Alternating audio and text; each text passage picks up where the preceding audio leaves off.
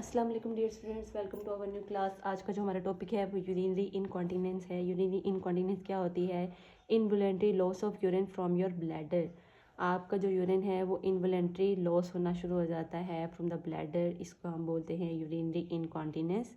That mean involuntary loss of urine, यानी आपके control से बाहर यूरिनेशन स्टार्ट हो गया फ्रॉम योर ब्लैडर। इसको हम क्या बोलेंगे? Urinary incontinence. अब दिस फैक्टर्स क्या हो सकते हैं, क्या कॉजेज हो सकती हैं यूरिनरी इनकॉन्टिनेंस की? प्रेगनेंसी के केसेस में यूरिनरी इनकॉन्टिनेंस हो सकती है क्योंकि आपके जो यूरिथ्रा है उस पर प्रेशर आना शुरू हो जाता है, यूट्रस का साइज इनलार्ज हो जाता है due to the growing foetus. तो उस वजह से यूरिनरी इनकॉन्टिनेंस की कंडीशन हो सकती है, ब्लैडर पे प्रेशर आ सकता है। पेल्विक मसल वीकनेसेस की वजह से जो है वो यूरिनरी इनकॉन्टिनेंस हो सकती है। ब्लैडर जो है वो प्रॉपरली उसको लिगामेंट्स और टिश्यू जो है वो सपोर्ट नहीं कर पाते आपके पेल्विक मसल, जिसकी वजह से यूरिनरी इनकॉन्टिनेंस हो सकती है। स्ट्रोक के पेशेंट्स के अंदर भी नर्व डैमेजेस की वजह से यूरिनरी इनकॉन्टिनेंस हो सकती है। ब्लैडर का कंट्रोल लॉस हो सकता है।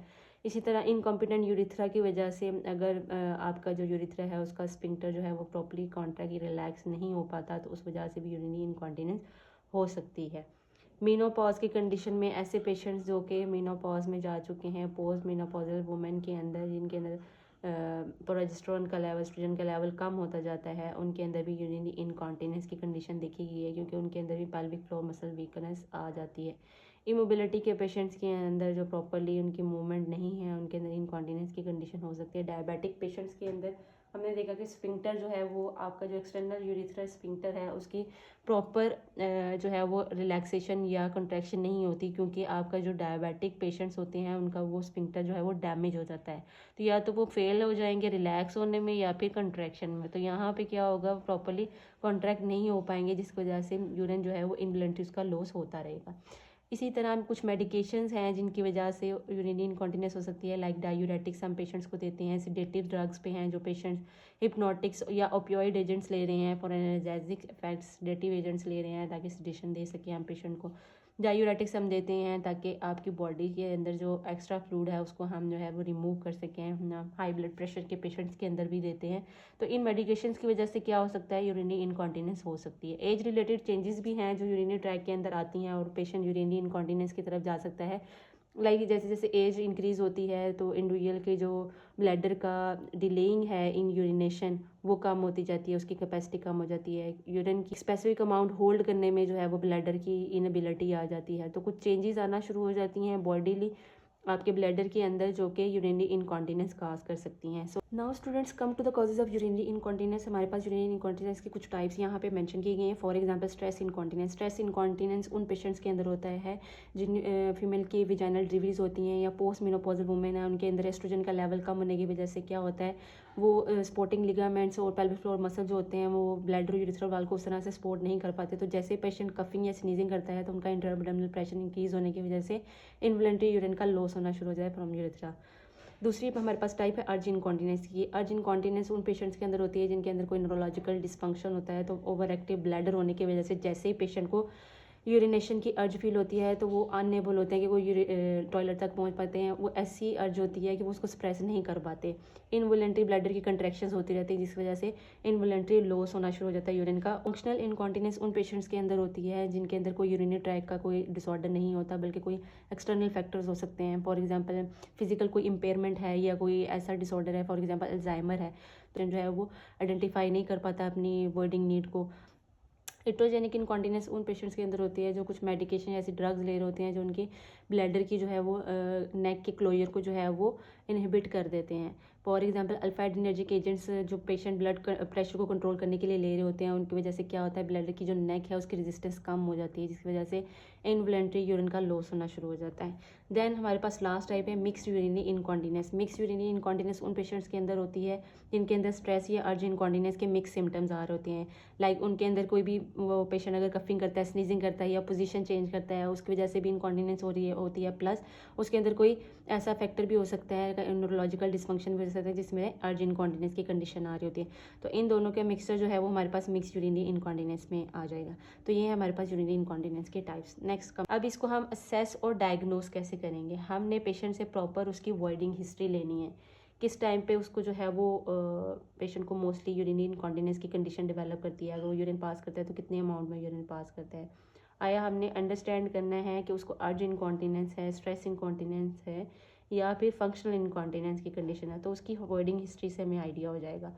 हिस्ट्री ऑफ मेडिकेशन यूज़, हमने उसकी ड्रग्स के बारे में उससे हिस्ट्री लेनी है। अगर उसको कोई लो ब्लड प्रेशर रिड्यूस करने के लिए, ब्लड प्रेशर कंट्रोल करने के लिए वो कोई ड्रग्स ले रहा है, फॉर एग्जांपल डायूरेटिक्स ले रहा है या अल्फा एडर्जिक एजेंट्स ले रहा है, कोई भी ड्रग यूज़ कर रहा है, तो उसके हवाले से हमने प्रॉपर उसकी मेडिकेशन हिस्ट्री ले लेनी है ताकि हम उसके कॉज को आइडेंटिफाई कर सकें। अल्ट्रासाउंड करवा सकते हैं, एब्डोमिनल एक्सरे करवा सकते हैं। एक्सरे अल्ट्रासाउंड में जो है वो हम उसकी स्ट्रक्चरल जो है प्रॉब्लम्स को देख सकते हैं, ब्लैडर के अंदर, यूरेटर के अंदर, यूरेथ्रा के अंदर। इसी तरह यूरिन एनालिसिस और यूरिन कल्चर करवा सकते हैं ताकि हम यूटीआई को एनालाइज कर सकें। फ्लूइड इनटेक और आउटपुट का जो है वो हमने इसका एक चार्ट मेंटेन करना है ताकि हमें आइडिया हो पेशेंट कितना फ्लूइड उसको जो है वो उसका इनटेक कितना है और आउटपुट कितनी आ रही है। Come to the medical management of urinary incontinence, हम इसमें बिहेवियर थेरेपी करेंगे, फार्माकोलॉजिकल थेरेपीज़ कर सकते हैं। 2 थेरेपीज़ हमने इसमें जो है वो पेशेंट के कैरी आउट करनी है। कीगल एक्सरसाइजेज करवा सकते हैं। बिहेवियर थेरेपी में हमने उसके बिहेवियर को प्रमोट करना है, ऐसे बिहेवियर्स को रिड्यूस करना है जो उसको इनकॉन्टिनेंस की तरफ लेके जाएंगे, और उन बिहेवियर्स को प्रमोट करना है जो उसके यूरिन को, ब्लैडर को कंट्रोल करने में, उसको ब्लैडर की ट्रेनिंग में हेल्प करेंगे। कीगल एक्सरसाइजेज कर सकते हैं। जिन पेशेंट्स के अंदर पेल्विक फ्लोर मसल वीकनेस है उनके अंदर हम कीगल एक्सरसाइजेज करवाएंगे ताकि उनको सपोर्ट किया जा सके। हमने एड्रेस करना है आया स्ट्रेस इनकॉन्टिनेंस है, अर्ज इनकॉन्टिनेंस है, मिक्स इनकॉन्टिनेंस है। हमने प्रॉपर हिस्ट्री ले ली, डायग्नोस कर लिया। अब हमने इन सारी सिचुएशंस को हैंडल करना है, स्ट्रेस इनकॉन्टिनेंस को, अर्ज को और मिक्स इनकॉन्टिनेंस को जो है वो हमने जो है वो एड्रेस करना है। वॉइडिंग डायरी बनानी है पेशेंट को, मोस्टली किस टाइम पे जो है वॉइडिंग होती है, किस टाइम पे इनकॉन्टिनेंस की कंडीशन डेवलप करती है। और वॉइडिंग डायरी बनाने का पर्पज़ ये भी होता है कि हम पेशेंट की जो वॉइडिंग इंटरवल्स हैं उसको स्केड्यूल कर सकें, उसकी प्रॉम्प्ट वॉइडिंग को जो है वो हमने प्रमोट करना है। लाइक जिन पेशेंट्स को कोग्निटिव इम्पेयरमेंट है, डेमेंशिया के पेशेंट्स हैं, तो उनके अंदर हमने वर्बल इंस्ट्रक्शन देनी है कि अब आपका टाइम है, आपको यूरिनेशन करनी है। उनको यूरिन के अंदर असिस्ट करेंगे हम, उनके फैमिली या आप जो भी स्टाफ है वहाँ पे अवेलेबल, वो उसको वर्बली इंस्ट्रक्ट कर सकती हैं उसके वॉइडिंग हैबिट्स को मेंटेन करने के लिए। इसी तरह फिजिकल थेरेपीज़ कर सकते हैं। फिजिकल थेरेपी के थ्रू ये सारी चीज़ें हैं जो बिहेवियर को प्रमोट करेंगी। बिहेवियर जैसे पेशेंट का प्रमोट होगा, उसकी ब्लैडर जो है वो एम्प्टी होना शुरू हो जाएगा विद द टाइमिंग, और पेशेंट की जो इनकॉन्टिनेंस की कंडीशन उसको हम कंट्रोल करते रहेंगे। हम फार्माकोलॉजिकल थेरेपी कर सकते हैं। इसमें हमने एंटीकोलिनर्जिक एजेंट्स देने हैं। ये क्या करेंगे, ये ब्लैडर नेक रेजिस्टेंस को जो है वो प्रमोट करेंगे, उसको इन्हेंस करेंगे, और इस तरह से यूरिनरी इनकॉन्टिनेंस की कंडीशन कम होगी। पेशेंट का ब्लैडर नेक जैसे ही कॉन्ट्रैक्ट होगा उसकी वहाँ से इनवॉलंटरी लॉस नहीं हो पाएगा। इसी तरह ट्राईसाइक्लिंग एंटी डिप्रेसेंट्स दे सकते हैं, ये भी ब्लैडर नेक क्लोजर को जो है वो इन्हेंस करेंगे और यूरिन इनकॉन्टिनेंस से जो है वो प्रिवेंट करेंगे। हार्मोनल थेरेपी कर सकते हैं उन पेशेंट्स के अंदर जो पोस्ट मेनोपॉजल वुमेन है, उन पेशेंट्स एस्ट्रोजन है वो ओरली दे सकते हैं ताकि वो जो वेस्कुलर उनकी म्यूकोस इंटीग्रिटी है, मस्कुलर इंटीग्रिटी है, उसको हम सपोर्ट कर सकें यूरिथ्रा की। तो इस तरह से जो है हार्मोनल थेरेपी के थ्रू भी हम जो है वो पेशेंट की यूरिनरी इनकॉन्टिनेंस को रिड्यूस कर सकते हैं। Students, come to the surgical management of urinary incontinence. इसमें हम एंटीरियर वजाइना रिपेयर कर सकते हैं। इसमें प्यूबिको सर्वाइकल जो फेशिया होता है उसको फोल्ड कर देते हैं और स्टिच कर देते हैं ब्लैडर के साथ, ब्लैडर और यूरिथ्रा के साथ, ताकि वो अपनी प्रॉपर पोजीशन पे आ जाएं। इसी तरह रिट्रोप्यूबिक सस्पेंशन कर सकते हैं। रिट्रोप्यूबिक सस्पेंशन में हमने एक स्लिंग लाइक स्ट्रक्चर बनाना होता है ताकि ब्लैडर नेक को जो है वो हम प्रॉपर पोजीशन पे ले आएँ, यूरिथ्रा को सपोर्ट कर सकें।